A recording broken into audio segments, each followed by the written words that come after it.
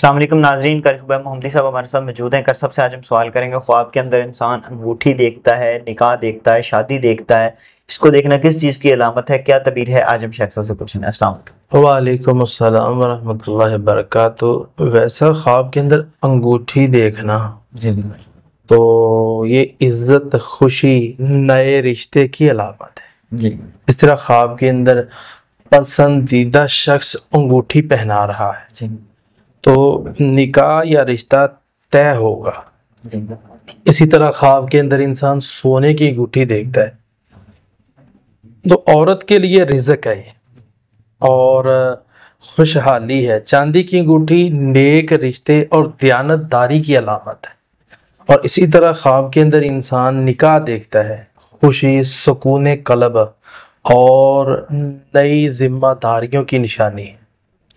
इसी तरह ख्वाब के अंदर इंसान जो है वो अजनबी से निकाह देखता है जिसको वो जानता नहीं है, तो ज़िंदगी में नया मरहला, नई जिम्मेदारियां आने की तरफ इशारा है। इसी तरह ये चीज़ें जो हैं वो अल्लाह तबारक व ताला ज़ाहिर फरमा देगा। ख्वाब जितना दिन के करीब होता है उतनी जल्दी पूरा हो जाता है।